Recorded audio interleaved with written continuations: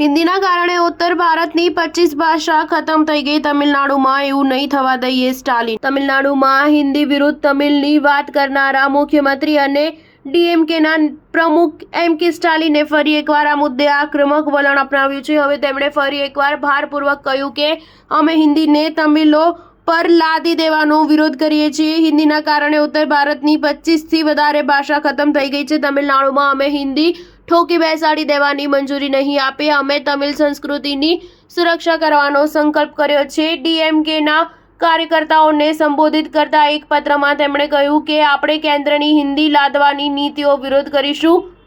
હિન્દી એ mask છે, સંસ્કૃત એ છુપાયેલો ચહેરો છે. ડીએમકેએ એવો પણ આરોપ મૂક્યો છે કે કેન્દ્ર રાષ્ટ્રીય શિક્ષણ નીતિમાં ત્રિભાષી ફોર્મ્યુલા દ્વારા હિન્દી લાદવાનો પ્રયાસ કરી રહ્યું છે. જો કે કેન્દ્ર સરકારે આ આરોપને નકારી કાઢ્યો છે. આ પત્રમાં સ્ટાલિને દાવો કર્યો છે કે બિહાર, ઉત્તર પ્રદેશ અને મધ્યપ્રદેશમાં બોલાતી મૈથિલી, બ્રજ ભાષા, બુંદેલખંડી અને અવધી જેવી કેટલીક ઉત્તર ભારતની ભાષાઓને અધિપત્યવાદી હિન્દીએ નષ્ટ કરી દીધી છે. હિન્દી સંસ્કૃત ભાષાઓના હસ્તક્ષેપના કારણે 25થી વધુ ઉત્તર ભારતીય મૂળની ભાષા નષ્ટ થઈ ગઈ છે. જાગૃતિના કારણે સદીઓ જૂના દ્રવિડ આંદોલન અને વિવિધ આંદોલનોએ તમિલો અને તેમની સંસ્કૃતિનું રક્ષણ કર્યું છે. તમિલનાડુ નવી રાષ્ટ્રીય શિક્ષણ નીતિનો જ વિરોધ કરે છે કારણ કે કેન્દ્ર આ નીતિ દ્વારા હિન્દી અને સંસ્કૃતને લાદવાનો પ્રયાસ કરી રહ્યું છે. નવી રાષ્ટ્રીય શિક્ષણ નીતિ પ્રમાણે ત્રીજી ભાષા વિદેશી પણ હોઈ શકે છે.